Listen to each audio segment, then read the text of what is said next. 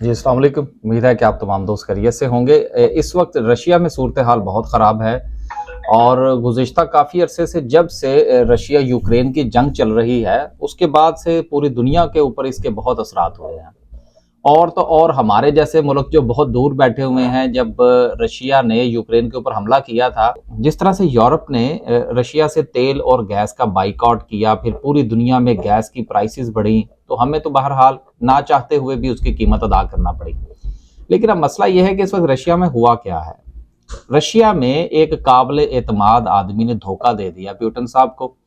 अब वो काबिल एतमाद आदमी कौन था? वो काबिल एतमाद आदमी प्यूटन साहब का अपना बावर्ची था, जो उनको खाना खिलाया करता था, जो निवाले बनाकर उनके मुंह में डालता था। अब वजह यह है कि एक इतना काबिल एतमाद आदमी, उसकी आंखों में खून क्यों उतरा हुआ है? ये लालच है या हुब्बुल वतनी है? इस वक्त जो सूरत हाल है रशिया की, उसके बारे में काफ़ी सारी जो है वो चहमगोइयाँ हो रही हैं कि ये भी चांसेस है कि रशिया में मार्शल लॉ लग जाए या खाना जंगी की सूरत हाल तो अब फिलहाल उस वहाँ पर पैदा होती हुई नज़र आ रही है।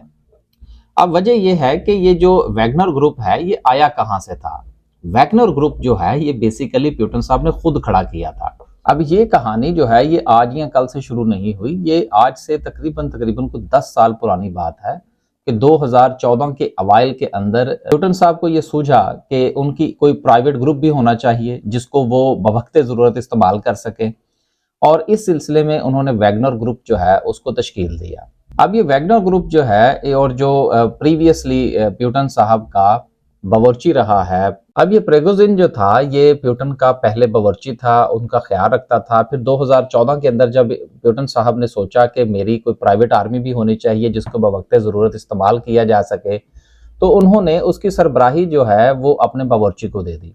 और ये सिलसिला जो है ये आहिस्ता आहिस्ता चलता रहा, क्योंकि रशिया जैसे मुल्क में जिसकी पूरी दुनिया के साथ कमोबेश जो है वो हालात जो है वो टाइट चल रहे हों, तो वहाँ के प्रेसिडेंट को, खासतौर पर प्यूटन जैसे बंदे को, किसी काबिल एतमाद आदमी की तलाश थी, और ये वही था जो कि उसका बावर्ची था। और बावर्ची से ज़्यादा आप किसके ऊपर एतबार कर सकते हैं कि जिस शख्स के हवाले से पूरी दुनिया जो है, खासतौर पर अमेरिका और उसके बाद यूक्रेन, फिर यूरोप, फिर सब लोग जो है वो उसके पीछे हाथ धोकर पड़े हों और उसको अपनी जान के लाले पड़े हों कि मुझे कुछ भी हो सकता है, तो वो अपने बावर्ची पर एतबार करता है कि ये मुझे जहर नहीं देगा। लेकिन इस वक्त जो सूरत हाल है, वही बावर्ची जो है वो बंदूक ताने हुए प्यूटन साहब के पीछे है, और अब उसका ये ख्याल है कि शायद रशिया जो है उसको उससे बेहतर कोई नहीं चला सकता, और प्यूटन की पॉलिसी से जो है वो इख्तलाफ कर रहा है।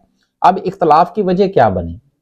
देखिए, 2014 में जिस वक्त इस ये प्राइवेट आर्मी जो थी ये खड़ी की जा रही थी, तो देखिए 2014 में जिस वक्त इस ये प्राइवेट आर्मी जो थी ये खड़ी की जा रही थी, तो उस वक्त इसमें लगभग कोई 250 के करीब लोग थे। फिर आहिस्ता आहिस्ता इसको बढ़ाया गया। अब बढ़ाते बढ़ाते ये बात जो है ये कोई 50,000 लोगों तक चली गई। और जिस वक्त यूक्रेन के ऊपर हमला हुआ, तो उस वक्त जो रशिया की जो रेगुलर आर्मी है, गो के वो भी मौजूद थी, लेकिन वो समझ लीजिए कि यूं कि वो इन इन एक्शन नहीं थे, जबकि ये ग्रुप जो था ये इन एक्शन था। तो लिहाजा इसको ये जिम्मेदारी सौंपी गई कि आप जो है वो लीड कीजिए इस जंग को, और इन्होंने बड़े अच्छे अंदाज में यूक्रेन की जंग लड़ी।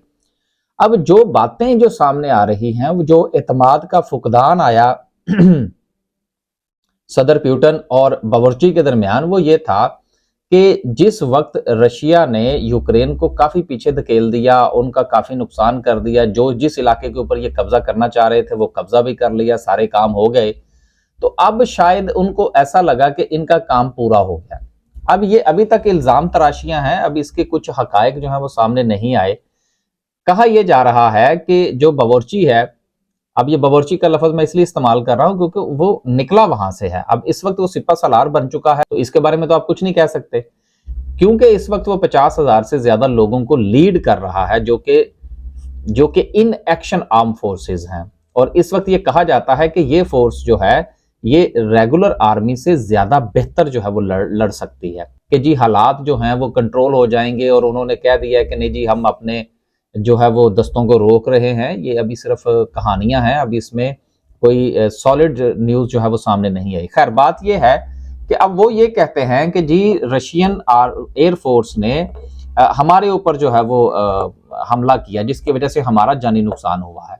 अब जो टैंक और जो बंदूकें आगे जा रही थी वो ही वापस पलट गई हैं, और अब जो बंदूकों का रुख है वो रशिया के अपने तरफ हो चुका है। अब इस हवाले से ये भी कहा जा रहा है कि शायद अब बावर्ची ये समझता है कि प्यूटन के फैसले बहुत गलत हैं, और प्यूटन ने जो कुछ भी किया उससे रशिया को नुकसान पहुंचा। मैं जो हूं वो रशिया के हवाले से अच्छे फैसले कर सकता हूं, और रशियन अवाम को या रशिया की जितनी भी पॉलिसी जो कि प्यूटन की गलत पॉलिसीज की वजह से रशिया को नुकसान पहुंचा है, हम उसको सीधा करेंगे। अब देखते हैं कि आने वाले दिनों में क्या होता है। फिलहाल वहां पर जो है वो जमीनी हकाइक बहुत खतरनाक है, लेकिन जो इर्द गिर्द के ममालिक जिसमें यूक्रेन, यूरोप, अमेरिका और इस किस्म के नेटो के इत्तेहादी हैं, वो सारे तो खुश हैं, क्योंकि वो सब तो चाहते ही ये थे कि किसी ना किसी तरीके से रशिया के हालात जो है वो मजीद खराब हों। लेकिन यहाँ पर हमें एक बात नहीं भूलनी चाहिए कि रशिया एक न्यूक्लियर स्टेट है।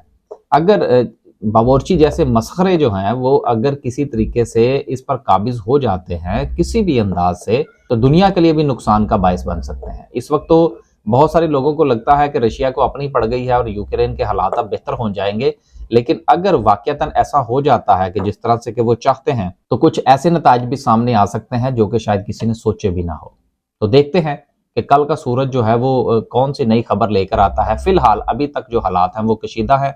प्यूटन साहब ने उसको माफ नहीं किया, जबकि खबरें ये आ रही हैं कि जी उन्होंने दस्तों को कि उन्होंने अपनी फोर्सेस को जो है वो बैकफुट पे जो है जाने का कह दिया है, और मामलात जो हैं वो अब बातचीत के जरिए से तय होंगे, जो कि फिलहाल होते हुए नजर नहीं आते। तो देखते हैं कि आगे क्या बनता है। अल्लाह हाफ़िज़।